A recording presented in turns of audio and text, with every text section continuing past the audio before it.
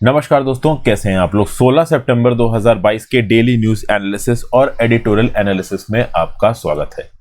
PM Modi Uzbekistan पहुंच गए हैं एससीओ समिट को अटेंड करने के लिए। एक इंपॉर्टेंट न्यूज है, सारी जगहों पे यही पर्टिकुलर न्यूज फ्लैश हो रही है। पीएम आपके पुतिन मिले हैं, प्रधानमंत्री पाकिस्तान के साथ, चाइना के जी जिनपिंग के साथ मिले, आज शायद मोदी जी की मीटिंग पुतिन के साथ होगी। तो ये सारी न्यूज ही कुछ दिन तक डोमिनेट करने वाली है। एससीओ समिट काफी न्यूज में रहेगा। फिर हेमंत सोरेन साहब ने गवर्नर साहब को चिट्ठी लिखी है और उनसे ऑफिस ऑफ प्रॉफिट केस में क्लैरिफिकेशन मांगा है, इसको देखेंगे। एमके स्टालिन साहब जो कि तमिलनाडु के चीफ मिनिस्टर, इन्होंने चीफ मिनिस्टर ब्रेकफास्ट स्कीम शुरू की है। स्कीम क्या है इसको समझेंगे।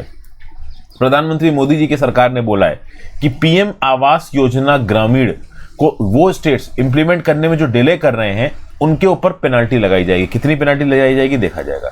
No separate domicile for a state, ये क्या न्यूज है इसको समझने की कोशिश करेंगे। हंगरी एक फुल डेमोक्रेसी नहीं रही है, ऐसा यूरोपियन यूनियन की पार्लियामेंट ने रेजोल्यूशन में बोला है, इसको देखेंगे। और पुतिन और जी जिनपिंग की मुलाकात की और उन्होंने बोला कि हम ग्रेट पावर हैं जो एक दूसरे के साथ एंगेज कर रही है। तो ये क्या है इसको देखेंगे। एडिटोरियल में मैं एक एडिटोरियल आपके साथ डिस्कस करने वाला हूं, climate action that runs on cooperative federalism. क्या इंडिया को मैन्युफैक्चरिंग चूज करनी चाहिए सर्विसेज के अलावा। Dilemma over blood donation, recently कुछ जर्नलिस्ट गए और यूनियन मिनिस्टर ने उनसे बोल दिया कि कौन कौन खून दान करेगा। तो जर्नलिस्ट को अपने प्रोफेशनल एथिक्स से जुड़े रहना चाहिए या फिर एक्टिविटी में इन्वॉल्व हो जाना चाहिए, इसके रिस्पेक्ट में बात की जा रही। फिर कर्स ऑफ गोवा में ये जो रिसेंट डिफेक्शंस हुए हैं, लगभग 11 में से 8 आपके कांग्रेस के एमएलएज आके मिल गए बीजेपी से, तो इसकी बात की जा रही है। और फिर एक और आर्टिकल है आर्बिट्रेरी और एक्सक्लूजनरी। तो लगभग 5 से 6 आर्टिकल्स में 5 आर्टिकल्स लगभग आपके साथ में एडिटोरियल के डिस्कस करूंगा। वर्ड ऑफ द डे देख लेते हैं, सीरीन, काम एंड पीसफुल, बिल्कुल शांत। वीडियो पे लाइक और शेयर का बटन दबा दीजिएगा दोस्तों। चैनल को शेयर और सब्सक्राइब कर लीजिए। आपके शेयर और सब्सक्राइब करने से वीडियो का एंगेजमेंट बढ़ता है, यूट्यूब ज्यादा लोगों को वीडियो को प्रमोट करता है, इसलिए मैं हमेशा शेयर और सब्सक्राइब करने को बोलता हूँ। इसके साथ साथ चाहें तो दोस्तों इंस्टाग्राम पे फॉलो कर सकते हैं, वहां पे आपके साथ जोड़ने की कोशिश करता हूँ। टेलीग्राम ग्रुप ज्वाइन कर लीजिए, टेलीग्राम ग्रुप पे आपको लेक्चर की पीडीएफ और लेक्चर की नोटिफिकेशन दोनों मिल जाएगी। चलिए, GS paper 2 state legislature, election commission opinion in office of profit case, Hemant Soren seeks clarity from governor. देखिए, झारखंड के चीफ मिनिस्टर हेमंत सोरेन साहब मिले गवर्नर रमेश बाइस से और उनसे बोला कि भाई ये जो कंफ्यूजन चल रहा है कि मेरे ऊपर ऑफिस ऑफ प्रॉफिट केस चल रहा है और इलेक्शन कमीशन ऑफ इंडिया ने रिकमेंडेशन दी कि मुझे डिस्क्वालीफाई कर दो, कम से कम उस पर क्लैरिटी तो दीजिए। पिछले 3 हफ्तों से बवाल चल रहा है कि मिस्टर हेमंत सोरेन के डिस्क्वालिफिकेशन का रिकमेंडेशन दिया है इलेक्शन कमीशन ऑफ इंडिया ने। तो अगर ऐसा कोई रिकमेंडेशन दिया है इलेक्शन कमीशन ऑफ इंडिया ने तो कम से कम हमको बताओ। तो ये यहाँ पे हेमंत सोरेन साहब गवर्नर रमेश बाइस से बोल रहे हैं। अब एक्चुअली में गवर्नर रमेश बाइस को यहाँ पे चीजें क्लैरिफाई करनी चाहिए। मिस्टर हेमंत सोरेन गवर्नर साहब से क्या बोल रहे हैं, provide a copy of the decision of election commission and provide an opportunity for reasonable hearing at the earliest so that the atmosphere of uncertainty engulfing the state which is dangerous for healthy democracy can be removed soon. क्योंकि जो opposition BJP के MLAs थे झारखंड के अंदर, वो बार बार ये बोल रहे थे कि इलेक्शन कमीशन ऑफ इंडिया की तरफ से रिकमेंडेशन आया है कि ओवरऑल हेमंत सोरेन को हटा दो।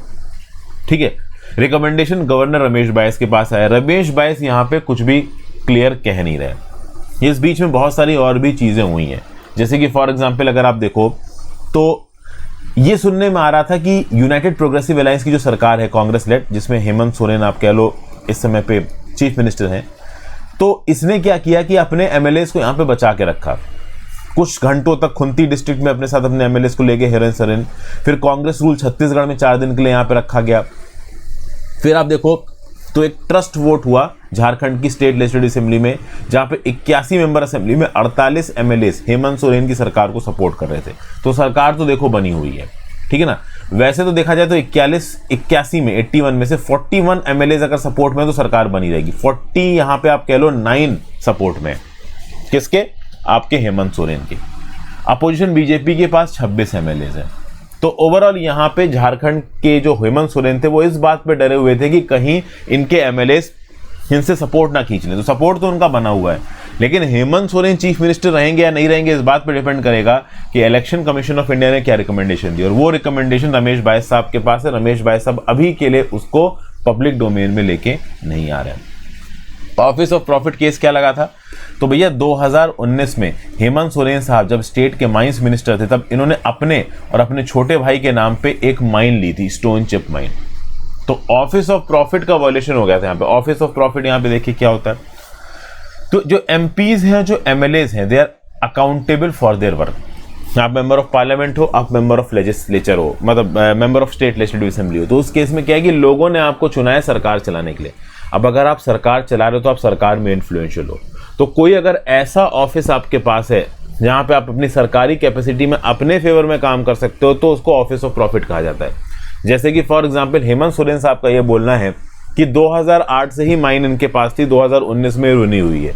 तो कोई भी ऐसी चीज जिससे पैसा इन्वॉल्व हो, मान लो आप किसी बहुत बड़ी प्राइवेट कंपनी के चीफ डायरेक्टर हो और उसके बाद आप एमएलए बना दिए जाओ, तो अपनी एमएलए या एमपी की कैपेसिटी में आप उस पर्टिकुलर कंपनी को फायदा कराने की कोशिश कर सकते हो। जो कि आप सरकार में हो तो आप हेविली इन्फ्लुएंशियल हो। तो अगर आप ऑफिस ऑफ प्रॉफिट होल्ड करते हो तो उसके होते होते फिर आप कोई ऑफिशियल कैपेसिटी में काम नहीं कर सकते। इनफैक्ट एमपी एमएलए की तरह तो काम नहीं कर सकते, ये बोला जाता है। ऑफिस ऑफ प्रॉफिट आप समझ सकते हो कि ऐसी पोस्ट जिससे ऑफिस होल्डर को फाइनेंशियल गेन हो, और उस फाइनेंशियल गेन को बढ़ाने के लिए गवर्नमेंट में अपनी एडवांटेजेस पोजीशन का वो इस्तेमाल करें। समझ गए? 1964 में सुप्रीम कोर्ट ने एक टेस्ट स्टैब्लिश किया था जिससे पता लगाया जाएगा कि ऑफिस ऑफ प्रॉफिट है या नहीं है। तो ऑफिस ऑफ प्रॉफिट में ये देखा जाता है कि क्या उस ऑफिस ऑफ प्रॉफिट में अपॉइंट करने के लिए अथॉरिटी सरकार है, क्या सरकार के पास अथॉरिटी है उस अपॉइंटमेंट को टर्मिनेट करने का, क्या सरकार उस ऑफिस ऑफ प्रॉफिट का रिम्यूनरेशन डिसाइड करती है, सोर्स ऑफ रिम्यूनरेशन क्या है, क्या पावर आती है उस पोजीशन के साथ। तो बहुत सारी कंडीशंस को यहाँ पे देखा जाता है। हालांकि ऑफिस ऑफ प्रॉफिट की डेफिनेशन अभी भी क्लियर नहीं है। देखिए, अगर आर्टिकल 102 क्लॉज 1 देखो और आर्टिकल 191 क्लॉज 1 देखो, तो 102 क्लॉज 1 एमपीज के लिए और 191 क्लॉज 1 आपके एमएलएस के लिए, member of state legislative assembly और member of state legislative council के लिए। तो आर्टिकल 102 क्लॉज A1 और आर्टिकल 191 क्लॉज 1 के अंदर एक MP MLA office of profit hold नहीं कर सकता केंद्र की सरकार में और राज्य की सरकार में। ठीक है, ये यहाँ पे बताया गया। क्योंकि अगर आप ऑफिस ऑफ प्रॉफिट होल्ड करते हो तो अपनी सरकार की बेनिफिशियल पोजीशन का फायदा उठा के आप अनड्यू प्रॉफिट दे सकते हो अपने ऑफिस ऑफ प्रॉफिट को। हालांकि क्या हुआ है कि डिस्क्वालिफिकेशन से हटाने के लिए बहुत सारी पोजीशंस को ऑफिस ऑफ प्रॉफिट की कैटेगरी से हटाया भी गया। अलग अलग स्टेट लेजिस्लेचर ने बहुत सारे ऐसे लॉज बनाए जिससे कुछ ऑफिस को ऑफिस ऑफ प्रॉफिट के परव्यू से हटा दिया गया। पार्लियामेंट ने बनाया parliament prevention of disqualification act 1959, जिसके थ्रू ओवरऑल कुछ पोजीशंस को ऑफिस ऑफ प्रॉफिट की डेफिनेशन से हटा दिया गया। जैसे फॉर एग्जांपल अगर आप प्रेसिडेंट हो या गवर्नर हो तो फिर आप ऑफिस ऑफ प्रॉफिट की डेफिनेशन में नहीं आओगे। तो बेसिकली ऑफिस ऑफ प्रॉफिट एक ऐसी पोस्ट जो ऑब्वियस सी बात है आपको कुछ फाइनेंशियल रिम्यूनरेशन दे रही है और आप अपनी एमएलए और एमपी की कैपेसिटी में उस पोजीशन का गलत तरीके से इस्तेमाल उठा सकते हो। मान लो किसी सरकारी कंपनी का आपको सीईओ बना दिया गया तो वो भी एक ऑफिस ऑफ प्रॉफिट कहा जा सकता है। अगली न्यूज पे आ जाते हैं। GS paper 2 government policies intervention. Office of profit के बारे में आपको और जानना है तो आप मेरी लक्ष्मीकांत की सीरीज देखिए। ऑफिस ऑफ प्रॉफिट मेरे नाम के साथ सर्च मार दीजिए, आर्टिकल 102 आर्टिकल 191 मेरे नाम के साथ हर्षित द्विवेदी एजुकेशन के साथ यूट्यूब में सर्च मारिए, आपको रेलेवेंट लक्ष्मीकांत की वीडियोस मिल जाएंगे। स्टालिन साहब ने लॉन्च किए chief minister breakfast scheme Tamil Nadu के अंदर। कक्षा 1 से लेकर कक्षा 5 तक के जो गवर्नमेंट स्कूल के बच्चे हैं उनको फ्री में ब्रेकफास्ट दिया जाएगा। और स्टालिन साहब ने क्लियर कट बोल दिया कि जो फ्री में ब्रेकफास्ट देने वाली चीज है ये फ्री भी नहीं है, क्योंकि एक राज्य की रिस्पॉन्सिबिलिटी बनती है ओवरऑल अपने बच्चों को खाना खिलाने की। और अगर एक राज्य अपने बच्चों को खाना तक नहीं खिला पाए तो उसके होने का कोई मतलब नहीं है। और स्टालिन साहब ये बोल रहे हैं कि इस प्रकार की स्कीम सबसे पहले 102 साल पहले पी थिगेरा चेट्टी द्वारा लॉन्च की गई थी, जो कि जस्टिस पार्टी के प्रेसिडेंट ऑफ द कॉर्पोरेशन थे उस समय पे जो चेन्नई में 1000 लाइट्स की नाम की जगह पे कॉर्पोरेशन स्कूल था, उस स्कूल के बच्चों को फ्री टिफिन देने की बात की गई थी। तो वहीं से ओवरऑल ये मिड डे मील का कंसेप्ट इवॉल्व हुआ। फिर बाद में जो चीफ मिनिस्टर के कामराज आए उन्होंने गवर्नमेंट प्राइमरी स्कूल्स में मिड डे मील्स को लॉन्च किया। उसके बाद एमजी रामचंद्रन साहब, करुणानिधि साहब, जयललिता साहब, इन सब ने कहीं ना कहीं मिड डे मील स्कीम के एम्बिट को बढ़ाया है। अंडे बांटे जाने लगे, अलग अलग प्रकार के मील्स, आंगनवाड़ी तक इस स्कीम को पहुंचाया गया और अब तो ऑल इंडिया लेवल पे मिड डे मील स्कीम चल रही है। मैं आपको बता दूं, ऑल इंडिया लेवल पे जो मिड डे मील स्कीम चल रही है ना, इसका एग्जाम्पल तमिलनाडु से ही उठाया गया। तो अभी के लिए क्या बोला जा रहा है कि एक बच्चे के ऊपर स्कीम के अंदर 12 रुपये 75 पैसा खत्म किया जाएगा। जितने भी स्कूल वगैरह में अथॉरिटीज उनको ये बोला गया है कि आप बच्चों को इस प्रकार से ब्रेकफास्ट और खाना खिलाइए जैसे आप खुद के बच्चों को खिला रहे हो। और बच्चों को स्टालिन साहब का ये मैसेज है कि एजुकेशन एक अकेली ऐसी चीज़ है जो आपसे कोई छीन नहीं सकता, जी की बात बिल्कुल सही है। अगर आपके पास कोई बड़ी प्रॉपर्टी है आपसे कनिंगनेस से कोई छीन सकता है, अगर आपके पास कोई वैल्यूएबल एसेट है, बहुत सारे पैसे हैं, कोई छीन सकता है, लेकिन आपका ज्ञान आपसे कोई नहीं छीन सकता, और आपका ज्ञान आपको एक लेवल आगे लेके जाता है। ठीक है भाई। तो अभी के लिए जो ब्रेकफास्ट स्कीम है चीफ मिनिस्टर साहब की, 16 सितंबर से लॉन्च की जाएगी। 1 लाख स्टूडेंट्स से बेनिफिट करेंगे जो 1500 गवर्नमेंट एलिमेंट्री स्कूल्स में पढ़ते हैं। ठीक है भाई, लगभग 1.14 लाख चिल्ड्रन। तो न्यूट्रिएंट डेंस ब्रेकफास्ट दिया जाएगा एलिमेंट्री स्कूल चिल्ड्रन को। ठीक है भाई, लोकल बॉडीज के थ्रू इसको इंप्लीमेंट किया जाएगा। धीरे धीरे गवर्नमेंट स्कूल के बाद म्यूनिसिपल स्कूल्स और भी बहुत प्रकार के जो स्कूल्स हैं, प्राइवेट स्कूल्स तक भी इसको एक्सपेंड करने का प्लान है। अभी के लिए तो एलिमेंट्री स्कूल चिल्ड्रन के जो गवर्नमेंट स्कूल है वहीं पे स्कीम इंप्लीमेंट की जा रही है। ठीक है भाई। प्लस ये जो स्कूल लंच प्रोग्राम है इसको भी एक्सपेंड करने का आप कह लो एक दायरा फिक्स करेंगे स्टालिन साहब और तमिलनाडु सरकार आगे आने वाले समय में। यहाँ पे जो ब्रेकफास्ट है तो 150 से लेके 500 ग्राम तक का ब्रेकफास्ट, जिसमें सांभर होगा, बहुत सारी सब्जियां वगैरह होंगी, ये बच्चों को दी जाएंगी। ब्रेकफास्ट मेन्यू मंडे से लेके फ्राइडे तक का यहाँ पे तय किया गया है। फिर भाई अगली news, GS paper 2 government policies, delay in PM Modi's government flagship rural housing scheme to invite penalty. Pradhan Mantri Awas योजना ग्रामीण स्कीम ये चला रखी है केंद्र की सरकार ने। ठीक है भाई, ये स्कीम शुरू की गई थी अप्रैल 2016 में। थोड़ा मैं आपको इसका बैकग्राउंड बता देता हूं। ऑब्जेक्टिव क्या है इस प्रधानमंत्री आवास योजना ग्रामीण स्कीम का? हाउसिंग फॉर ऑल बाय 2022 तक सबके पास रहने की जगह हो। इससे पहले स्कीम हुआ करती थी इंदिरा आवास योजना। इंदिरा आवास योजना को हटा के उसकी जगह लाया गया प्रधानमंत्री आवास योजना ग्रामीण। 1 अप्रैल 2016 से इसको लागू किया गया। और कौन सी मिनिस्ट्री इसको इंप्लीमेंट करेगी? Ministry of rural development. इसका एम यह था कि एक पक्का हाउस प्रोवाइड किया जाएगा सारी रूरल फैमिलीज को। इस पक्का हाउस में सारी बेसिक एमिनिटीज होंगी, जैसे कि टैप वाटर। तो लोग कच्चा और मिट्टी के घरों में रहने की बजाय पक्के घरों में रहेंगे। मार्च 2022 तक इसको इंप्लीमेंट करने की बात की गई थी, लेकिन मार्च 2022 तक इंप्लीमेंट नहीं हो सकता, तो कोरोना के चलते 2 साल एक्सटेंशन दिया गया था इस स्कीम को। हालांकि अभी भी ऐसा लग रहा है कि ये पूरा नहीं हो पाएगा। लगभग 93 लाख घर और बनने और 19 महीने बचे हैं मार्च 2024 तक। तो इस कंटेक्स्ट में न्यूज़ में आपको और बता दूं, SC/ST कम्युनिटी के लोग, freed bonded labours, non ST/ST category के लोग जहां पे आप कह लो कि पैसे कम हैं, widows of next of kin defence personnel killed in action, ex servicemen, retired members of paramilitary forces, disabled persons, minorities, इन सबको ओवरऑल प्रधानमंत्री आवास योजना ग्रामीण स्कीम के अंदर बेनिफिट दिया जाएगा। खर्चा कितना शेयर होगा? तो केंद्र की सरकार 60% खर्चा उठाएगी, राज्य की सरकार 40% खर्चा उठाएगी। जो हिली स्टेट्स हैं, नॉर्थ ईस्टर्न स्टेट्स हैं, वहां 90% खर्चा केंद्र की सरकार उठाएगी, 10% खर्चा राज्य की सरकार उठाएगी। बिलो पॉवर्टी लाइन के जो लोग हैं उनको ड्वेलिंग यूनिट्स यहाँ पे बना के दी जाएंगी, और अगर वो खुद बनवा रहे हैं तो उनको पैसा भी यहाँ पे दिया जाएगा। ठीक है भाई, तो ये यहाँ पे स्कीम है। अब इस देख लेते हैं हुआ क्या। वेस्ट बंगाल, छत्तीसगढ़ और उड़ीसा और उसके बाद आसाम, ये 4 ऐसे राज्य हैं जो बहुत धीमे धीमे घर बना रहे हैं, या फिर आप कह लो कि इस प्रधानमंत्री आवास योजना ग्रामीण स्कीम को इंप्लीमेंट कर रहे हैं। टारगेट ये था कि मार्च 2022 तक 2.95 करोड़ घर बन जाएंगे, लेकिन अब ये 2.95 करोड़ घर हमको बनाने हैं मार्च 2024 तक। लेकिन देखा जाए तो अगस्त 2022 तक 2.02 करोड़ घर बने हैं। मतलब आप कह लीजिए कि लगभग 93 लाख घर अभी और बनने हैं। और इन 93 लाख घरों को बनवाने के लिए बहुत सारी राज्य की सरकार को एफर्ट करना पड़ेगा, केवल केंद्र की सरकार से एफर्ट नहीं चलेगा। और राज्य की सरकारें एफर्ट नहीं कर रही है, इसलिए केंद्र की सरकार पेनाल्टी लगा रही है। 13 सितंबर को केंद्र की सरकार की मिनिस्ट्री ऑफ रूरल डेवलपमेंट में सारे राज्य की सरकार को चिट्ठी लिखी है। इस चिट्ठी में क्या लिखा गया है? इस चिट्ठी में देखिए ये लिखा है कि अगर राज्य की सरकार date of issue of the target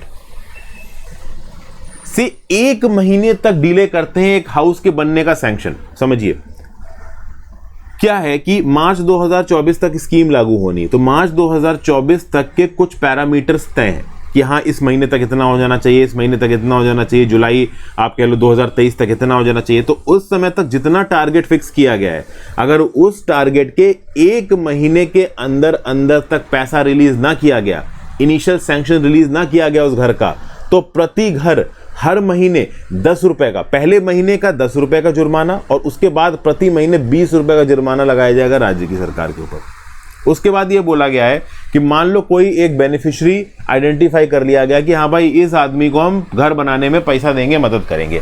अभी बेनिफिशियरी आइडेंटिफाई करने के बाद भी अगर उस बेनिफिशियरी के पास पैसा नहीं जा रहा है, तो हर हफ्ते की डिले पे राज्य की सरकार के ऊपर 10 रुपए प्रति हफ्ते का फाइन लगाया जाएगा।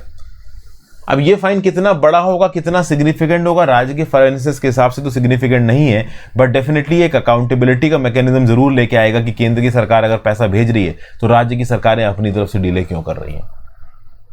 समझ गए? केंद्र की सरकार का ये बोलना है कि ऑलरेडी मार्च 2022 की जो डेडलाइन है वो डिले हो चुकी है और हमारे पास मार्च 2024 तक लगभग 19 महीने बचे हैं। तो इन 19 महीनों में ये इंश्योर करना जरूरी है कि भाई घर बन जाए। केंद्र की सरकार ने यह भी बोला है कि अगर पैसा केंद्र की सरकार की तरफ से नहीं आया, उसकी वजह से डिले हो रहा है, तो हम फाइन नहीं लगाएंगे। लेकिन अगर केंद्र की सरकार की तरफ से पैसा आ गया है और राज्य की सरकार अपनी तरफ से पैसा खर्च नहीं कर रही स्कीम को इंप्लीमेंट करने के लिए, तो फाइन लगेगा। जो 93 लाख हाउसेस बचे हैं बनने के लिए, छत्तीसगढ़ में बनने हैं लगभग 12 लाख हाउसेस, वेस्ट बंगाल में लगभग बनने हैं 11 लाख हाउसेस। तो छत्तीसगढ़ में 12 लाख घर बनने बचे हैं और वेस्ट बंगाल में 11 लाख घर बनने बचे हैं। अब बंगाल के पास पैसा भेजना बीजेपी ने बंद कर दिया। बीजेपी के एमपीज ने इल्जाम लगाया कि ममता बनर्जी जी की सरकार प्रधानमंत्री आवास योजना को बंगला आवास योजना के साथ दिखा रही है। मतलब वो है प्रधानमंत्री आवास योजना, पैसा वहां का लग रहा है, लेकिन ममता बनर्जी की सरकार दिखा रही है कि ये बंगला आवास योजना है। तो मतलब ओवरऑल पॉलिटिकल कैंपेनिंग भी इंपॉर्टेंट हो जाती है। केंद्र की सरकार बोल रही है कि जब स्कीम हमारी है, पैसा हम दे रहे हैं, तो तुम इसको बंगला आवास योजना कैसे दिखा सकते हो। वेस्ट बंगाल की सरकार क्या बोल रही है कि 40% पैसा तो हम दे रहे हैं, तो हम तो दिखाएंगे बंगला आवास योजना। तो अब यहाँ पे पॉलिटिकल कैंपेनिंग भी जोरों शोरों से चल रही कि भाई लोगों को पता चलना चाहिए कि पैसा कौन दे रहा है। मैंने कुछ दिन पहले एक वीडियो बनाई थी जहाँ पे मैंने आपको बताया था कि ये जो पब्लिक डिस्ट्रीब्यूशन स्कीम है, इसमें कितना पैसा किसकी तरफ से आता है, क्या ये लोगों तक पहुँचना जरूरी है। तो यहाँ पे भी एक पॉलिटिक्स हो रही है कि भाई पैसा किसने दिया और स्कीम किसके नाम पे आपके लोग मार्केट की जा रही है। छत्तीसगढ़ की बात करो तो छत्तीसगढ़ का ये बोलना है कि केंद्र की सरकार की तरफ से पैसा नहीं आ रहा है। केंद्र की सरकार बोल रही है कि हमारा पूरा पैसा इस्तेमाल करके तो उन्होंने घर बना दिया, अपनी तरफ से उन्होंने 1 रुपया नहीं डाला। फिर आसाम में लगभग 7 लाख घर भरने भी बाकी हैं और आसाम बीजेपी रूल्ड स्टेट है। फिर उसके बाद अगर आप देखो तो ओडिशा ने अभी तक 9 लाख घरों को नहीं बनवाया है। बिहार में अभी लगभग 2 लाख घर हैं जो नहीं बने हैं। महाराष्ट्र में अभी लगभग 2.5 लाख घर हैं जो नहीं बने हैं।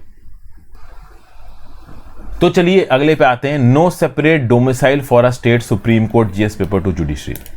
देखिए, स्टेट रीऑर्गेनाइजेशन लॉज एक सिटीजन के राइट को कर्टेल नहीं कर सकते कि वो देश के किस हिस्से में सेटल होना चाहता है। बैरिंग सम एक्सेप्शंस, जैसे कि अगर आप कश्मीर में चले जाओ तो वहाँ पे कुछ ओवरऑल डोमिसाइल से रिलेटेड कुछ लॉज हैं। नॉर्थ ईस्ट में चले जाइए तो सेटलमेंट से रिलेटेड कुछ लॉज हैं। लेकिन अमूमन ज़्यादातर जो स्टेट्स हैं हमारे देश के, जैसे कोई इंडिविजुअल मान लो तमिलनाडु में रहता है, अब वो चाहता है कि आके मैं यूपी में डोमिसाइल ले लूँ, मैं यहाँ रहना चाहूँ, उसे कोई रोक नहीं सकता। सिमिलरली यूपी, बिहार और महाराष्ट्र के लोग जाके तमिलनाडु में सेटल हो सकते हैं। अब उस पर पॉलिटिक्स होती है, वो एक अलग बात है, बट सेटलमेंट के लिए आपके ऊपर कोई वो नहीं है, मतलब ज़रूर ज़बरदस्ती नहीं है कि आप यहाँ नहीं सेटल हो सकते, यहाँ नहीं हो सकते। नॉर्थ ईस्ट के कुछ स्टेट्स और कश्मीर वगैरह को अगर आप एक्सेप्शन से हटा दो तो। अब इस कंटेक्स्ट में देखा जाए तो सुप्रीम कोर्ट का ये बोलना है, सुप्रीम कोर्ट की bench of justice Indira Banerjee ji और वी.आर. राम सुब्रमण्यम साहब ने क्या बोला कि हमारे देश में एक ही डोमिसाइल है, राज्य का कोई डोमिसाइल नहीं है। मतलब देश का एक डोमिसाइल है, राज्य की डोमिसाइल नहीं है। अब इसका मतलब क्या है? एक तरफ अगर आप देखो तो जैसे कि फॉर एग्जांपल मैं आपको बताता हूं, जब मैं 12th क्लास कंप्लीट करने के बाद इंजीनियरिंग एग्जाम की तैयारी कर रहा था, तब दिल्ली कॉलेज ऑफ इंजीनियरिंग करके एक कॉलेज हुआ करता था दिल्ली में, और दिल्ली कॉलेज ऑफ इंजीनियरिंग में कुछ सीटें रिजर्व थी, शायद 85% दिल्ली वालों के लिए रिजर्व थी, 15% आउटसाइडर्स के लिए थी। तो वो 85% कोटा में तभी ले सकता था अगर मेरे पास दिल्ली का डोमिसाइल हो। अब आप बोलोगे सर सुप्रीम कोर्ट तो बोल रहा है देश का डोमिसाइल, तो राज्य का डोमिसाइल कहां से आ गया? तो होता ही है दोस्तों, अमूमन जिस जगह पे आप पैदा होते हो और जिस जगह पे आप परमानेंटली सेटल्ड हो, वहां की जो स्टेट अथॉरिटीज हैं वो आपको एक डोमिसाइल दे देती है कि भाई यहाँ पे आपका परमानेंट एड्रेस है, यहाँ आप पैदा हो, यहाँ पे रहते हो। जरूरी नहीं है, हो सकता है आप वाराणसी में पैदा हुए हो, परमानेंट सेटल हुए हो इलाहाबाद में, तो उत्तर प्रदेश का आपको डोमिसाइल मिल जाएगा। हो सकता है आप बनारस में पैदा हुए हो और सेटलमेंट हो गया हो आपका भोपाल में, तो मध्य प्रदेश की सरकार आपको डोमिसाइल दे देगी।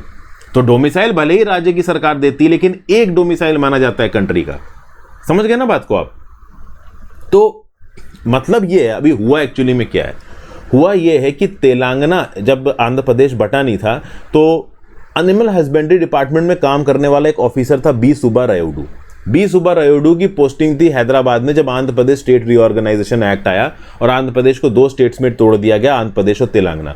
और एज यूजुअल आपको पता है कि हैदराबाद चला गया तेलंगाना के पास। तो बी सुब्बारायुडू ने बोला कि भाई मैं तो हैदराबाद तेलंगाना में रहना चाहता हूं, लेकिन इनको एक्चुअली में आंध्र प्रदेश जबरदस्ती भेज दिया गया। तो इस बात को लेके ही हाई कोर्ट में पहुंच गए। हाई कोर्ट ने बोला कि एक इंडिविजुअल पे डिपेंड करता है कि वो फाइनली कहां सेटल होना चाहता है। एडमिनिस्ट्रेटिव रीऑर्गेनाइजेशन में आप ओवरऑल कैडर एलोकेट कर सकते हो कि हाँ भाई ये पर्टिकुलर इंडिविजुअल इस डिपार्टमेंट में काम करेगा, लेकिन एक्चुअली में वो इंडिविजुअल कहां पे सेटल होना चाहता है इसको कोई नहीं पूछता। जैसे मैं अभी मुंबई में रहता हूं, मैं हूं यूपी का, बट कल की डेट में मैं चाहूं कि हैदराबाद में सेटल हो जाऊं तो मैं हो सकता हूं, मैं गोवा में सेटल हो जाऊं तो मैं हो सकता हूं, मेरे ऊपर कोई रोक टोक नहीं है। Same applies to anybody else, आप जहां चाहो देश के अंदर सेटल हो सकते हो, आपको कोई रोक नहीं सकता। तो इस पर्टिकुलर डिसीजन को, जजमेंट को, कि ये जो एनिमल हस्बेंड्री डिपार्टमेंट का ऑफिसर है जिसको पहले तेलंगाना अलॉटेड था और इसको फिर तेलंगाना को डोमिसाइल नहीं दिया गया, तो ये बोल रहा था कि मेरे को तेलंगाना से मतलब हैदराबाद से जबरदस्ती बाहर नहीं निकाला जा सकता। इस पॉइंट को आपकी आंध्रा हाई कोर्ट ने माना। तो इसी पॉइंट को लेते हुए सुप्रीम कोर्ट यहां पे जजमेंट दे रहा है कि भाई देखिए, सारे राज्य देश का एक इंटीग्रल और इनसिवरेबल पार्ट है और कोई भी राज्य अपने आप को देश से अलग नहीं कर सकता। इसलिए डोमिसाइल राज्य का नहीं होता है, डोमिसाइल देश का होता है। आप देश के नागरिक हो। हाँ, ये अलग बात है कि आपने वीजा लिया, ठीक है ना, टेम्पररी H1B वीजा पे काम करने के लिए यूएस चले गए, तो जब तक वहां की नागरिकता आपने नहीं ली तब तक आपके पास इंडिया का डोमिसाइल है। और मान लो कल की डेट में आपको यूएस की नागरिकता मिल जाती है और आप यूएस के परमानेंट सिटीजन बन जाते हो, ग्रीन कार्ड आपको वहां का मिल जाता है, तो उस केस में ये मान लिया जाएगा कि आप इंडिया वापस अब रहने के लिए तो नहीं आओगे। तो उस केस में इंडिया का डोमिसाइल आपके पास से चला जाएगा और आपको यूएस का डोमिसाइल दे दिया जाएगा। मतलब डोमिसाइल प्रूफ होता है रेजिडेंटशिप का कि ये बंदा यहां पे रह रहा है, ठीक है ना। अमूमन के केस में हमारे देश में ज्यादातर लोग जिस जगह पे पैदा होते हैं, जिस जगह पे उनका परमानेंट घर होता है, उनको डोमिसाइल वहां का मिलता है। जैसे मैं मान लो भले महाराष्ट्र में रह रहा हूं, बट मेरे पास डोमिसाइल यूपी का माना जाएगा, क्योंकि मैं यूपी में पैदा हुआ, यूपी में ही मेरा परमानेंट घर है, तो डोमिसाइल यूपी का हो गया। बट ऐसा नहीं कि मैं अपने आप महाराष्ट्र में सेटल नहीं हो सकता कि हाँ भाई मेरे पास यूपी का डोमिसाइल है तो मैं महाराष्ट्र में नहीं रह सकता। नहीं, ये कोई भी मेरे ऊपर कंडीशन इंपोज नहीं कर सकता। मैं जहां चाहूं जा सकता हूं, रह सकता हूं। प्रॉपर्टी खरीदने को लेके थोड़े बहुत नियम कानून है अलग अलग जगहों पे, बट रहने से देखिए कोई नहीं रोक सकता। डोमिसाइल का काम क्या होता है? तो देखिए, डोमिसाइल अक्सर कर जब बच्चों का बर्थ होता है तो उस समय पे उसकी बर्थ को रजिस्टर करना होता है, तो वहां पे डोमिसाइल लगता है। फिर बाद में सक्सेशन, अगर आप इंडियन सक्सेशन एक्ट 1925 की बात करो, मान लो आपके पास कोई इमूवेबल प्रॉपर्टी है, कोई घर है, कोई 2-3 प्लॉट वगैरह है, आप देश के बाहर जाके सेटल हो गए, लेकिन बाहर के देश का आपने नागरिकता नहीं ली है, तो उस केस में डोमिसाइल आपके पास इंडिया का ही है। तो इंडिया का डोमिसाइल है, तो जो सक्सेशन एक्ट है, उस सक्सेशन एक्ट के हिसाब से आपके मरने के बाद आपकी प्रॉपर्टी आपके बच्चों वगैरह में बढ़ जाएगी। लेकिन ओवरऑल अगर आपने किसी दूसरी देश की नागरिकता ले ली, तब इंडिया का डोमिसाइल आपके पास नहीं रहा, उस केस में फिर जो सक्सेशन लॉज हैं वो बदल जाएंगे। तो डोमिसाइल का बहुत इफेक्ट पड़ता है ओवरऑल सक्सेशन लॉज को लेके। और कुल मिला के कहाँ पे किसको पोस्टिंग है, कहाँ पे कौन रिजाइड कर सकता है, कहाँ पे परमानेंट अपना घर खरीद सकता है, ये सब चीज़ें कहीं ना कहीं डोमिसाइल से जुड़ी हुई हैं। तो ओवरऑल जब इस एनिमल हस्बेंड्री वाले डिपार्टमेंट वाले ऑफिसर को तेलंगाना का डोमिसाइल नहीं दिया जा रहा था, तो इस बात को लेकर सुप्रीम कोर्ट ने बोला है कि डोमिसाइल किसी एक राज्य का नहीं है, डोमिसाइल पूरे देश का है और आप किसी भी इंडिविजुअल को देश के किसी भी हिस्से में रहने से रोक नहीं सकते। क्लियर? अगला, GS paper 2 international relations. Putin Xi hail great power ties at SCO talks. तो भैया एससीओ में ग्रेट पावर गेम शुरू हो चुके हैं। रशिया के president Vladimir Putin Chinese leader Xi Jinping के साथ मिले और फिर से इन्होंने बोला कि भैया हम तो बहुत बड़े दोस्त हैं, हमारे स्ट्रेटेजिक टाइज हैं, हम इन वेस्टर्न कंट्रीज को पीछे ढकेलेंगे। आप कह सकते हो मिस्टर जी जिनपिंग का ये पहला ट्रिप है abroad since the early days of pandemic. उसके बाद से ये देश के बाहर नहीं निकले हैं। जो भी चाइना में जाके इनसे मिला हो, खुद से बाहर नहीं गए हैं। पिछली बार ओवरऑल आप देखो विंटर ओलंपिक्स के समय पे जब यूक्रेन ऑफेंसिव रशिया ने लॉन्च किया था, उससे कुछ दिन पहले जी जिनपिंग की पुतिन से मुलाकात हुई थी। तो यहाँ पे मिस्टर जी जिनपिंग ने बोला है कि China is willing to make efforts with Russia to assume the role of great powers and play a guiding role to inject stability and positive energy into a world rocked by social turmoil। Putin भी यहाँ पे बोल रहे हैं कि overall Russia को जो isolate करने की कोशिश कर रहा है वेस्ट, यूएस और उसके सैटेलाइट स्टेट्स जो रशिया को आइसोलेट कर रहे हैं, मैं आपको ये दिखा रहा हूँ कि हम आइसोलेटेड नहीं है, दुनिया हमारे साथ है, मतलब चाइना उनके साथ है। Eight the same point of time Putin ने ओवरऑल ताइवान को लेके चाइना के क्लेम्स को बैक किया है और बोला है कि यूएस और उनके सैटेलाइट स्टेट्स ताइवान स्टेट को डीस्टेबलाइज ना करें। तो ये सब ओवरऑल यहाँ पे देखिए ये स्टेटमेंट्स अक्सर कराते रहते हैं। चाइना और रशिया एक दूसरे का हद से ज़्यादा बड़ा दोस्त दिखाने की कोशिश करते हैं। एक्चुअली में इस पावर राइवलरी में कोई किसी का दोस्त नहीं है, ये आप सबको पता है। तो अभी के लिए समरकंद उज़्बेकिस्तान में एससीओ समिट हो रहा है और ये एससीओ समिट को यहाँ के लीडर्स कुछ इस प्रकार से पोर्ट्रे कर रहे हैं कि केवल वेस्टर्न नॉमिनेटेड इंटरनेशनल इंस्टीट्यूशन से दुनिया नहीं चलती है, हम अपने खुद के बनाए हुए इंटरनेशनल इंस्टीट्यूशन से भी दुनिया चला सकते हैं। शंघाई कोऑपरेशन एग्रीमेंट की बात की जाए तो चाइना, इंडिया, पाकिस्तान, रशिया ये इसके पार्ट हैं। कजाकिस्तान, किर्गिस्तान, तजिकिस्तान, उज्बेकिस्तान ये इसके पार्ट हैं। 2001 में इसको बनाया गया था as a political, economic and security organisation. इस पर्टिकुलर समिट में ईरान के प्रेसिडेंट इब्राहिम रईसी और टर्की के प्रेसिडेंट रेसेप तैयब अर्दोगन भी पार्टिसिपेट कर रहे हैं। मिस्टर रईसी और मिस्टर शरीफ ने यह बोला है कि जो भी टाइज हैं वो पॉजिटिवली डेवलप हो रहे हैं। और ईरान के लीडर ने पुतिन से ये बोला है कि आपके अगेंस्ट भी सैंक्शन लगे, हमारे अगेंस्ट भी सैंक्शन लगे, तो सैंक्शन खेलते हैं, हम दोनों बहुत अच्छे दोस्त हैं। इस यूएस जैसी कंट्री जो कि सोचती है कि सैंक्शन से दुनिया को दबा लेगी, इसको हम पीछे ढकेलेंगे। अच्छा, इस समय पे व्लादिमीर पुतिन के ऊपर इसलिए भी प्रेशर होगा क्योंकि बहुत सारे बैटल फील्ड्स में यूक्रेन ग्राउंड्स को रीगेन कर रहा है, तो कहीं ना कहीं रशिया ओवरऑल अपनी इंटरनेशनल एक्सेप्टेबिलिटी को बढ़ाने की कोशिश कर रहा है, अपनी बैटल फील्ड की हार को थोड़ा बहुत दबाने की कोशिश कर रहा है। फिर यूरोपियन यूनियन की पार्लियामेंट ने एक रेजोल्यूशन पास किया है ये बोलते हुए कि हंगरी एक फुल डेमोक्रेसी नहीं रह गया। जीएस पेपर 2 इंटरनेशनल रिलेशंस में न्यूज़ आपको काम आएगा। 27 नेशंस की यूरोपियन यूनियन में 27 देशों के यूरोपियन यूनियन में एक नेशन हंगरी भी है। अब क्या हुआ कि मेंबर्स ऑफ यूरोपियन पार्लियामेंट ने एक वोट किया रेजोल्यूशन पे, जिसमें 433 लोगों ने फेवर में वोट किया, 123 लोगों ने अगेंस्ट में वोट किया। 433 लोग यहां पे फेवर में ये बोल रहे हैं कि प्राइम मिनिस्टर विक्टर ऑर्बन के अंदर हंगरी पूरी तरीके से एक डेमोक्रेसी नहीं रह गया है। Hungary Russian president Vladimir Putin को सपोर्ट कर रहा है। हंगरी एक हाइब्रिड रिजाइम है इलेक्टोरल ऑटोक्रेसी का, और हंगरी इस समय पे यूरोपियन यूनियन के डेमोक्रेटिक नॉर्म्स को फुलफिल नहीं कर रहा है। तो अपने आप में हंगरी के ऊपर यहां पे एक बड़ा इल्जाम लगाया जा रहा है, बोला जा रहा है हंगरी भले ही यूरोपियन यूनियन का पार्ट है, लेकिन हंगरी ओवरऑल डेमोक्रेटिक नॉर्म्स को फॉलो नहीं कर सकता है, रशिया को सपोर्ट करता है वगैरह वगैरह। हालांकि इस रेजोल्यूशन का मतलब ये नहीं है कि हंगरी की कोई ताकत ली जा रही है, हंगरी को क्रिटिसाइज किया जा रहा है। समझ गए? ईयू लॉ मेकर्स का, यूरोपियन यूनियन के लॉ मेकर्स का यह बोलना है कि जो पार्लियामेंट्री रेजोल्यूशन अभी अडॉप्ट किया गया है, इसमें यह पता चल रहा है कि जो हंगरी है वो बैक स्लाइड कर रहा है डेमोक्रेटिक और फंडामेंटल राइट्स को। हंगेरियन गवर्नमेंट ओवरऑल सिस्टमैटिक और डिलिबरेट तरीके से लोगों के डेमोक्रेटिक राइट्स को दबा रही है। एक कॉन्स्टिट्यूशन इन्होंने रीराइट किया है, इस कॉन्स्टिट्यूशन को रीराइट करके ये फुल फ्लेज डेमोक्रेसी नहीं रहे हैं। विक्टर ऑर्बन यहाँ पे एक टोटलिटेरियन लीडर की तरह राज कर रहे हैं, माइनॉरिटीज को टारगेट कर रहे हैं, एलजीबीटी कम्युनिटी को टारगेट कर रहे हैं। तो पहली ईयू कंट्री है हंगरी जो फुल फ्लेज डेमोक्रेसी की तरह काम नहीं कर रही, इसके ऊपर इल्जाम लगाया। इल्जाम आज से नहीं लगाया गया है। 2019 में फ्रीडम हाउस नाम के वॉशिंगटन बेस्ड एडवोकेसी ग्रुप ने भी ये बोला था कि भाई ओवरऑल हंगरी पूरी तरीके से डेमोक्रेसी की तरह काम नहीं कर रहा है।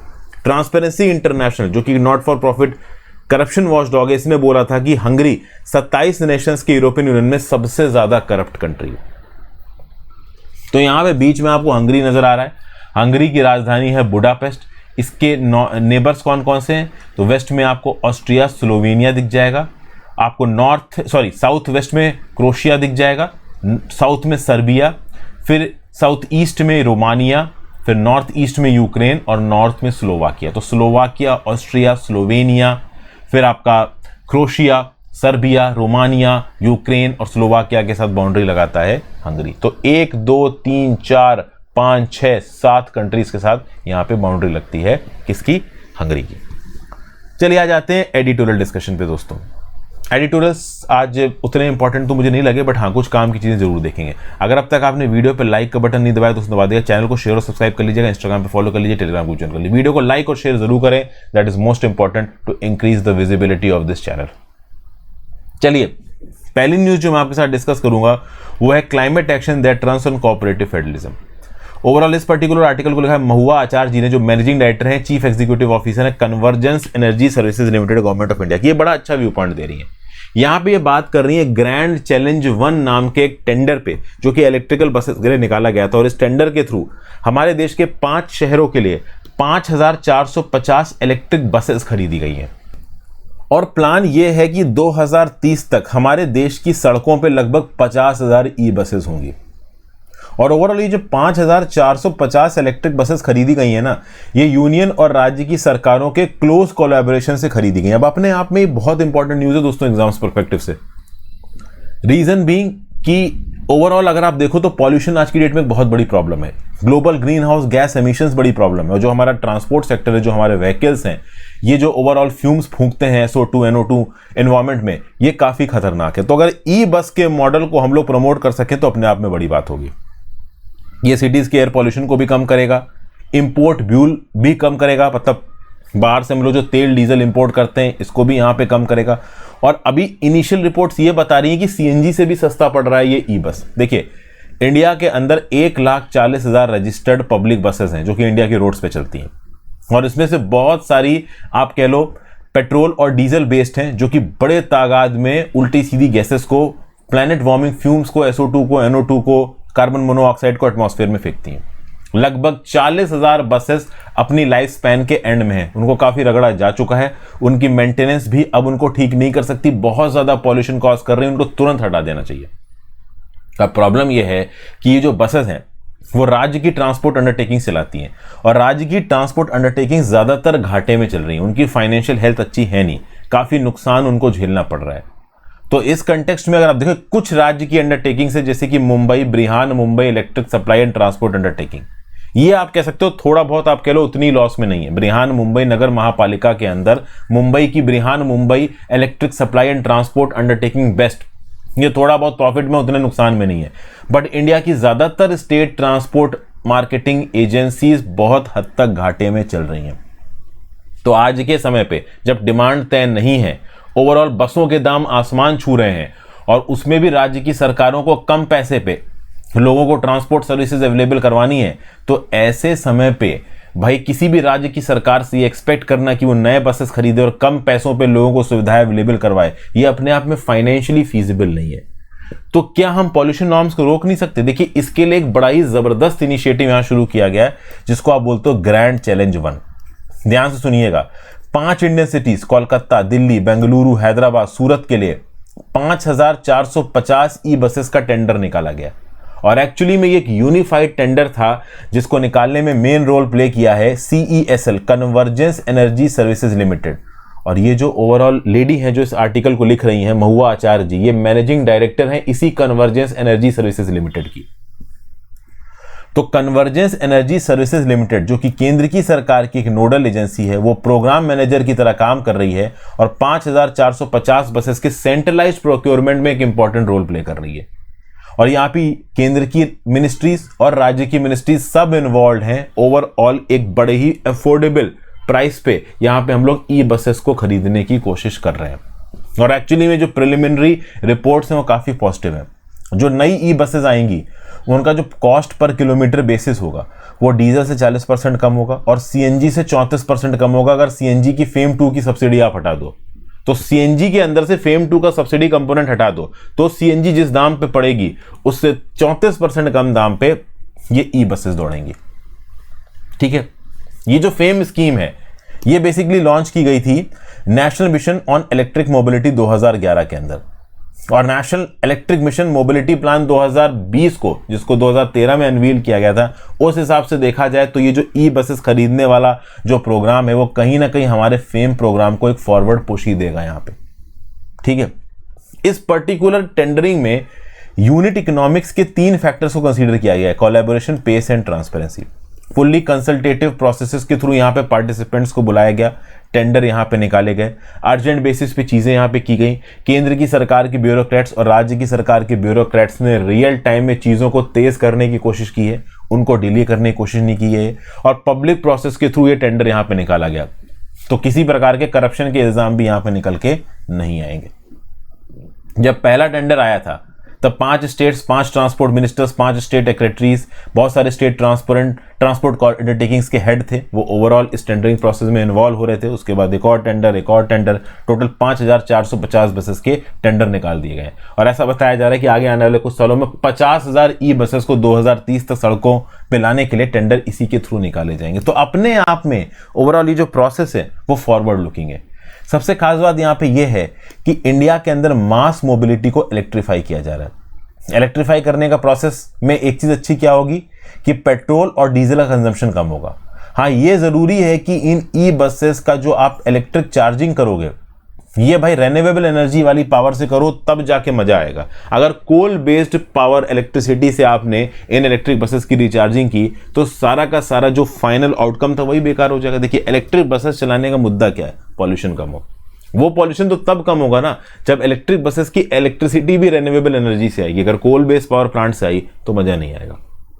फिर ये बताया जा रहा है कि डोमेस्टिक बैटरी प्रोडक्शन को बढ़ाने की जरूरत है, चार्जिंग इंफ्रास्ट्रक्चर को बिल्डअप करने की जरूरत है, बैटरी की क्वालिटीज को इंश्योर करने की जरूरत है। ये ना होने लगे कि चाइना से हम लोग अनब्रांडेड बिना आईएस नॉर्म्स की बैटरी को बिना मतलब से इंपोर्ट किए ही जा रहे हैं और कल की डेट में बसों में भी उस प्रकार के एक्सप्लोजन्स देखने को मिलने लगे जो ई स्कूटर्स में देखने को, हालांकि बसेस में नहीं देखने को मिलेंगे क्योंकि बसेस में सरफेस एरिया बड़ा होता है, वेंटिलेशन का काफी स्कोप होता है, और जो ई स्कूटर्स फट रहे थे वहां पे वेंटिलेशन का स्कोप था नहीं बैटरी के सामने। तो ये सब बातें ओवरऑल यहां पे बताई जा रही हैं। लेट्स सी अगले 2030 तक 40 सिटीज में हम लोग 50,000 ई बसेस को कैसे पहुंचाते हैं, हालांकि टारगेट यहां पे यही है। तो छोटा सा आर्टिकल मैंने आपके साथ यहां पे डिस्कस किया। फिर एक ओवरऑल यहां पे आप कह लो बहस सी हो रही है, बहस मतलब इन्फॉर्म्ड बहस। द हिंदू में जो बहस छपेगी वो पढ़ी लिखी बहस होगी। तो भैया should India choose manufacturing over services, यहाँ पे institute of studies in industrial development के डायरेक्टर नागेश कुमार साहब और research professor of business at general university Ajay Shah साहब, ये दोनों लोग अपने व्यू पॉइंट दे रहे हैं। अभी क्या है कि फॉर्मर जो गवर्नर है रिजर्व बैंक ऑफ इंडिया के रघुराम राजन साहब, उन्होंने केंद्र की सरकार के प्रोडक्शन लिंक्ड इंटेंसिव स्कीम को क्वेश्चन किया। उन्होंने बोला जो प्रोडक्ट लिंक्ड इंसेंटिव है ये एक्सपोर्ट को तो बढ़ाएगा बट डोमेस्टिक मार्केट में चीजों को बुरा कर सकता है। प्रोडक्टिविटी लिंक्ड इंसेंटिव स्कीम अलग अलग इंडस्ट्रीज को सीधा सीधा पैसा दे देती है प्रोडक्शन को बढ़ाने के लिए, फिर उस प्रोडक्शन को तुम डोमेस्टिक मार्केट में बेचो चाहे तुम उसको एक्सपोर्ट करो, उससे भारत सरकार को कोई मतलब नहीं है। अब यहां पे एक बहस आती है कि भारत सरकार को क्या मैन्युफैक्चरिंग को पुश देना चाहिए या सर्विसेज को पुश देना चाहिए। तो इस बात को लेकर अजय शाह साहब और नागेश कुमार साहब यहां पे अपने व्यू पॉइंट दे रहे हैं। देखिए अजय शाह साहब से जब ये क्वेश्चन पूछा गया कि should government policy focus on promoting any particular sector of the economy, तो अजय शाह साहब क्या बोल रहे हैं। अजय शाह साहब का साफ साफ बोलना है कि जो ब्यूरोक्रेसी है, जो आईएएस आईपीएस तो खैर नहीं बोलते हैं, एडमिनिस्ट्रेटिव डिसीजन ज्यादातर आईएएस ही लेते हैं, तो जो स्टेट ब्यूरोक्रेसी है इसके अंदर ये काबिलियत नहीं है कि वो आगे आने वाले समय पे इंडस्ट्रियलाइजेशन के प्रोसेस को फोरकास्ट कर सकें। अगर आगे आने वाले समय में इंडस्ट्रियलाइजेशन की फील्ड में कौन सा सेक्टर ऊपर उठेगा और कौन सा नीचे गिरेगा इसे कोई बता सकता है तो वो रिस्क टेकिंग एंटरप्रेन्योर ही बता सकते हैं। किसको पता था कि टू व्हीलर सेगमेंट में एक समय पे इंडिया की जो डोमेस्टिक कंपनीज है वो बाहर की कंपनीज को टक्कर देंगी। हीरो होंडा अलग हो गया, होंडा बाहर की कंपनी है लेकिन हमारी डोमेस्टिक कंपनी हीरो अच्छा खासा मार्केट कैप्चर कर रही है। तो टू व्हीलर सेगमेंट में हमारे देश की डोमेस्टिक कंपनीज फॉरेन मैन्युफैक्चरर को टक्कर दे रही है, जबकि बहुत सारे ऐसे फील्ड्स हैं जहां पे टक्कर नहीं दे पा रही हैं। तो इस प्रकार से इंडस्ट्रियलाइजेशन के फील्ड में कौन से पर्टिकुलर सब सेक्टर में कौन सी जगह पे हमारे इंडियन मैन्युफैक्चरर्स फॉरेन मैन्युफैक्चरर से आगे निकलेंगे, ये बात पता चल पाना हमारे ब्यूरोक्रेसी के लिए बहुत मुश्किल है। और ब्यूरोक्रेसी के ऊपर अकाउंटेबिलिटी वाला मैकेनिज्म होता है। मान लो किसी ब्यूरोक्रेट ने गलत डिसीजन ले लिया और कल की डेट में उस डिसीजन से सरकार के पैसों का नुकसान हो गया, तो फिर सीबीआई जैसी एजेंसीज, एनफोर्समेंट डायरेक्टरेट जैसी एजेंसीज उस ब्यूरोक्रेट को जिंदा नहीं रहने देंगी। आप समझते हो ना, ब्यूरोक्रेट आज की डेट में डिसीजन लेने से डरते हैं। अगर आप एक सीनियर आईएएस ऑफिसर हो, मान लो सेक्रेटरी लेवल के आईएएस ऑफिसर हो राज्य की सरकार ने, आपने किसी स्कीम में इन्वेस्ट करवा दिया और इन्वेस्टमेंट आपके कह देने भर से 200-300 करोड़ की तो ऐसे ही हो जाएगी। अब कल की डेट में 200-300 करोड़ रुपए आपने जिस सेक्टर में भी इन्वेस्ट करवा दिया, मान लो वो सेक्टर चल नहीं पाया, नुकसान में चला गया, तो हो सकता है सीबीआई इन्फोर्समेंट डायरेक्टरेट आपके पीछे पड़ जाए कि यार ये तुमने कहां पैसा खत्म करवा दिया, तुम्हारे वेस्टेड इंटरेस्ट से तुमने इससे पैसा ले लिया, उससे पैसा ले लिया, आपकी जान ले ले।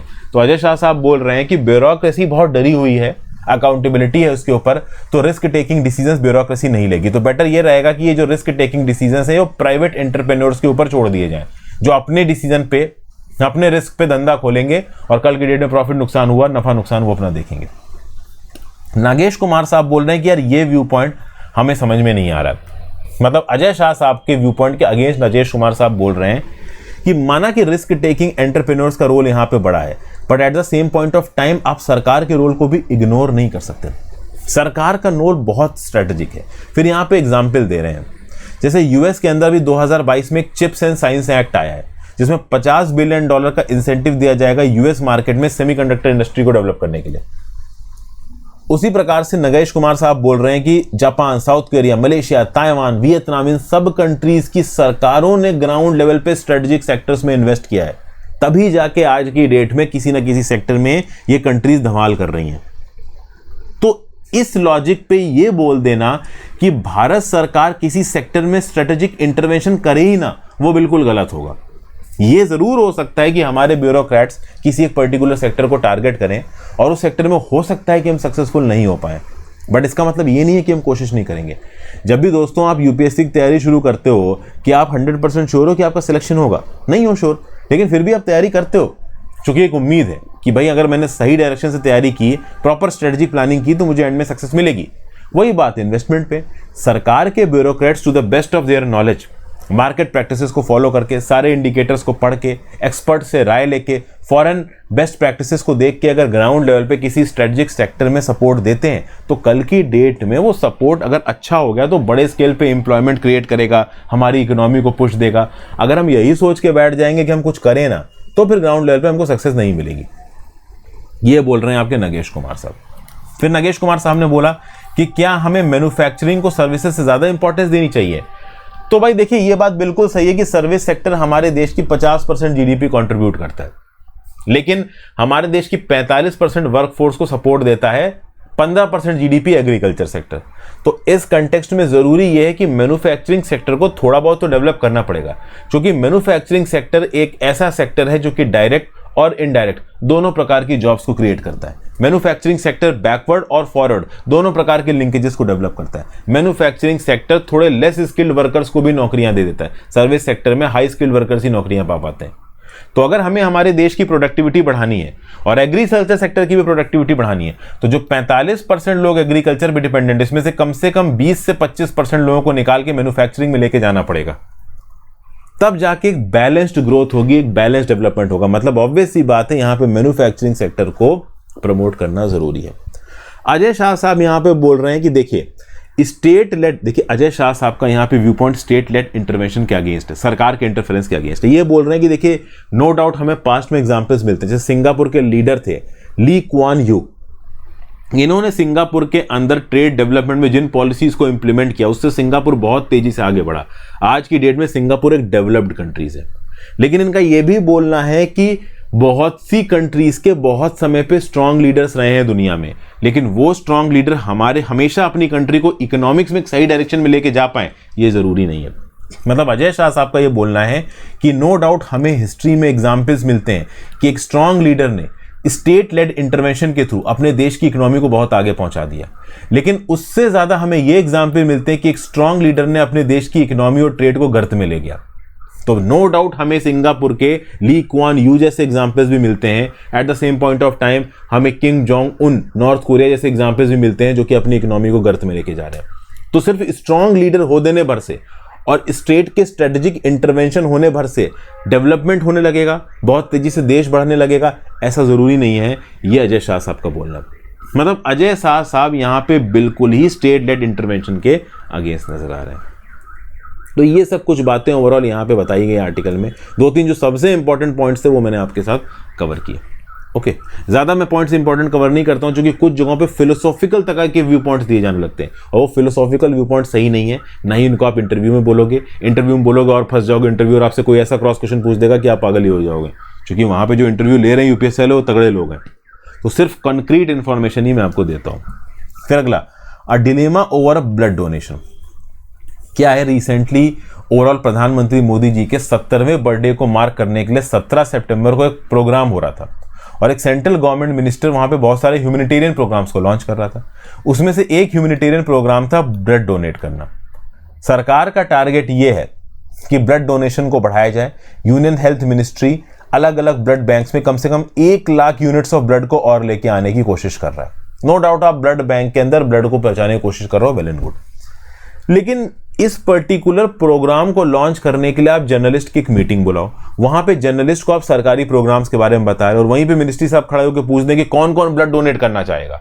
तो बहुत सारे हाथ उठ गए, बहुत सारे हाथ नहीं उठे। अब ये जो जर्नलिस्ट है यहाँ पे जिन्होंने इस आर्टिकल को लिखा है, ये मैडम ये बोल रही है कि भाई देखिए, एज अ जर्नलिस्ट आपका काम है ओवरऑल किसी इवेंट को कवर करना, ना कि उस इवेंट में घुस जाना, उसके साथ इन्वॉल्व हो जाना। तो आप एक ऐसे इवेंट पे गए जहां पे गवर्नमेंट प्लान्स के अनाउंसमेंट को आप कवर कर रहे हो। अब वहां पे गवर्नमेंट प्लान में गवर्नमेंट मिनिस्टर बोल रहे हैं कि ब्लड देना चाहोगे, तो आपने, कुछ लोगों ने बोला हाँ हम ब्लड डोनेट करेंगे, कुछ ने बोला हम नहीं डोनेट करेंगे। तो जो नहीं डोनेट करेंगे उनको एक बड़े क्रिटिसाइज व्यू से सब लोग देख रहे हैं कि अरे यार ये तो ब्लड ही डोनेट नहीं कर रहा। तो मतलब as a journalistic attitude, as a journalistic ethic, हमारा काम ये नहीं है कि हम ओवरऑल जिस स्टोरी को कवर कर रहे हैं उसी में इन्वॉल्व हो जाएं, अपना रिपोर्टर का रोल छोड़ के हम स्टोरी के पार्ट बन जाएं। हमारा काम यह है कि हम एक इम्पार्शियल तरीके से उस स्टोरी को कवर करें, लोगों के साथ लेके आए। कई बार ऐसा होता है कि जो जर्नलिस्ट होते हैं वो स्टोरी में इन्वॉल्व हो जाते हैं। कई बार ऐसा होता है कि अपने इंटरव्यूवी का, जो इंटरव्यू दे रहा है उसका इंटरव्यू लेते लेते जर्नलिस्ट रोने लेते हैं। कई बार ऐसा होता है कि जर्नलिस्ट अपना लाया हुआ खाना दे देते हैं लोगों को। कई बार ऐसा होता है कि जर्नलिस्ट की जेब में जितने भी पैसे हैं वो लोगों को दे लेते हैं, क्योंकि सामने वाले की परेशानी इतनी बड़ी होती है कि आपसे वो परेशानी देखी नहीं जाती। एट द एंड आप भी एक ह्यूमन बीइंग हो, सामने वाले की परेशानी देखना आपके लिए भी मुश्किल हो जाता है। लेकिन एज अ जर्नलिस्ट यहां पे ऑथर बोल रही है कि हमारी रिस्पॉन्सिबिलिटी है रिपोर्टिंग करना। जैसे एक डॉक्टर की रिस्पॉन्सिबिलिटी होती है ना एक बीमार पेशेंट को ट्रीट करना, और बीमार पेशेंट के साथ इमोशनली अटैच होना डॉक्टर के एथिक्स के अगेंस्ट है। उसी प्रकार से एक जर्नलिस्ट के लिए उसके सामने जो हो रहा है उसको कवर करना जरूरी है, ना कि उस समय पे जाके उसकी स्टोरी में इन्वॉल्व हो जाना। यहां पे एग्जांपल दिया जा रहा है साउथ अफ्रीका के फोटो जर्नलिस्ट केविन कार्टर का। केविन कार्टर ने एक बार फोटो खींची एक स्ट्रगलिंग गर्ल की। यहां पे एक गर्ल चाइल्ड थी, बाद में वो बॉय था, ड्राई ग्रास पे पड़ा हुआ था, भूख के मारे मर रहा था, और ऊपर एक वल्चर था जो उसको देख रहा था कि ये मर जाए तो मैं इसको आके खाऊं। इस फोटो के लिए कार्टर को पुलित्जर प्राइज मिला। लेकिन जब ये फोटो छपी तो कार्टर को क्रिटिसाइज भी बहुत किया गया कि कार्टर क्या सिर्फ फोटो ही खींच रहा था, कार्टर क्या उस बच्चे की मदद के लिए नहीं गया। तो यहां पे जब ह्यूमन इंटरेस्ट स्टोरीज पब्लिश करते हैं जर्नलिस्ट, तो जर्नलिस्ट को सिर्फ स्टोरी पब्लिश करनी चाहिए या उस स्टोरी के साथ अपने आप को इन्वॉल्व कर लेना चाहिए? यह अपने आप में बहुत बड़ा एथिकल सवाल है दोस्तों, और यह एथिकल सवाल आपसे भी जीएस पेपर 4 में पूछा जा सकता है। एट द एंड ऑथर तो यहां पे यह बोल रही है कि भाई जर्नलिज्म एक आर्ट है, और जर्नलिस्ट के लिए उस आर्ट को मास्टर करना जरूरी है। और आर्ट ये बोलती है कि आपका काम है स्टोरी कवर करना, आपका काम उस स्टोरी में इन्वॉल्व होना नहीं है। इसके बारे में अपने राय जरूर दोस्तों दीजिएगा नीचे, क्योंकि ये क्वेश्चन मुझे काफी, आप कह लो पोटेंशियल लगा, काफी रेलिवेंट लगा। फिर अगला है कर्स ऑफ गोवा। भैया मास डिफेक्शंस हुए हैं गोवा के अंदर। रिसेंटली आपको पता है कि 11 एमएलए कांग्रेस पार्टी के, 8 एमएलए चले गए कहां पे? बीजेपी की तरफ। तो एक प्रकार का गोवान कर्स हो गया ये। इससे पहले भी ये हुआ था, पिछले 3 सालों में 2 बार गोवा कांग्रेस के एमएलए को तोड़ा गया। वो तो तब हुआ जब फरवरी में असेंबली इलेक्शंस हुए गोवा में। जो 37 कैंडिडेट्स थे आपके कांग्रेस के, उन सब ने एक शपथ ली राहुल गांधी के साथ दरगाह में, चर्च में, टेंपल में, कि हम कांग्रेस की तरफ ही रहेंगे, बीजेपी की तरफ या किसी और पार्टी की तरफ नहीं जाएंगे। उसके बाद भी चले गए। अब जाने की वजह क्या है? देखिए, एक तो ये बताया जा रहा है कि जो 40 मेंबर स्ट्रांग असेंबली, इसमें से 20 तो बीजेपी के पास थे, अब बीजेपी के पास है 28। जाने की वजह देखने की बात है तो ये बताया जा रहा है कि दिगंबर कामत साहब, दिगंबर कामत की अगर बात की जाए तो ये पहले गोवा में कांग्रेस की तरफ से चीफ मिनिस्टर भी रह चुके हैं। अब दिगंबर कामत जी के ऊपर एक multi crore mining scam case चल रहा है। तो ये मैं बता दूं, ये बड़ा सेंसिटिव स्टेटमेंट है। दिगंबर कामत जी को डर लग रहा है कि माइनिंग स्कैम केस में कहीं घसीट ना लिए जाएं, इसलिए हो सकता है ये कांग्रेस छोड़ के बीजेपी की तरफ आ गए हों। फिर बात की जाए यहां पे 2 और आप कह लो एमएलए की, मिस्टर लोबो और इनकी वाइफ डेलिया लोबो। तो ये जो माइकल लोबो है और जो इनकी वाइफ है आपकी डेलिला लोबो, इनके ऊपर भी कुछ करप्शन के चार्जेस चल सकते हैं। इनको one of the richest MLA बोला जाता है गोवा का, तो इसलिए ये हो सकता है कांग्रेस की तरफ से बीजेपी की तरफ चले गए हों। फिर 2 और एमएलए हैं, एक हैं एलेक्सो सेक्योरा, एक है रोडोल्फो फर्नांडिस। ये चूंकि बीजेपी की तरफ आ गए हैं तो गोवा का जो कैथोलिक डोमिनेटेड साउथ गोवा है वहां पे भी बीजेपी का फुटहोल्ड बढ़ेगा। तो कुल मिला के ओवरऑल इन एमएलए को लोगों ने वोट दिए थे ये सोच के कि ये कांग्रेस पार्टी के साथ जुड़े हुए हैं, और अब ये कांग्रेस पार्टी छोड़ के बीजेपी की तरफ आ गए हैं। तो क्या यहां पे सिर्फ पार्टी पॉलिटिक्स चलेगी? क्या यहां पे लोगों की विल का कोई फर्क नहीं पड़ता? तो देखिए पड़ता है दोस्तों। लोगों की विल का फर्क इस बात पे पड़ेगा कि जब 5 साल बाद इलेक्शन होंगे तो लोग किस पॉलिटिकल पार्टी के कैंडिडेट को वोट देते हैं, वो आगे आने वाले समय में ही पता चलेगा। फिर भाई आर्बिट्रेरी एक्सक्लूजनरी, यहां पे बात की जा रही है ईडब्ल्यूएस कोटा की। एक constitution bench led by chief justice of India UU Lalit मिली, ये 103 कॉन्स्टिट्यूशनल अमेंडमेंट की वैलिडिटी की बात कर रहे हैं, जिसने 10% रिजर्वेशन दिया है इकोनॉमिकली वीकर सेक्शंस को। Backward classes, schedule caste, schedule tribe इसमें नहीं आते हैं।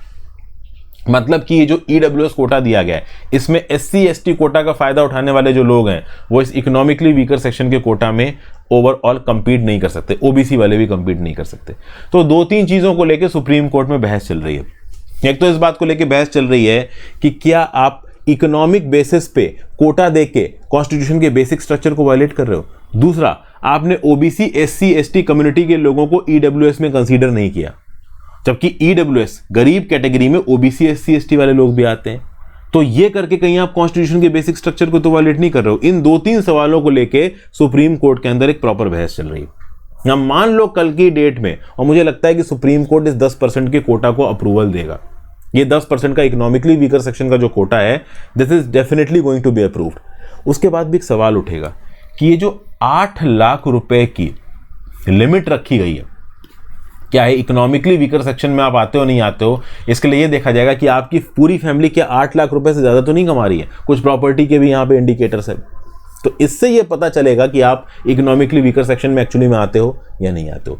अब ये जो इकोनॉमिकली वीकर सेक्शन वाली लिमिट रखी गई ना, इसको यहाँ पे क्वेश्चन किया जा रहा है। ये एक्चुअली में सही में क्वेश्चन होना चाहिए, क्योंकि देखिए हमारे देश में ऐसे बहुत से लोग हैं दोस्तों जो कि इनफॉर्मल सेक्टर में काम कर रहे हैं, और इनफॉर्मल सेक्टर में उनके पास कोई ऑर्गेनाइज सैलरी नहीं आ रही है, बट ये पूरे चांसेस है कि हो सकता है उनके पास साल के 8 लाख रुपए से ज्यादा आ रहे हो, लेकिन डॉक्यूमेंटेड ना हो वो। तो चूंकि डॉक्यूमेंटेड नहीं है, तो वो अपने आप को आराम से ईडब्ल्यूएस कोटे में दिखा के रिजर्वेशन का बेनिफिट ले सकते हैं।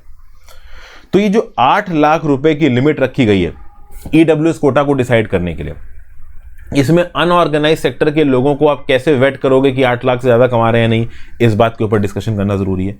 At the same point of time, अगर आप एनएसएसओ की रिपोर्ट के की indicators of house hold consumption expenditure 2011-12 देखें, तो आपको पता चलेगा कि यार इंडिया के अंदर ज्यादातर हाउस होल्ड 8 लाख से कम कमा रहे हैं, तो सब कहीं ना कहीं ईडब्ल्यूएस कोटे का बेनिफिट का फायदा उठा लेंगे।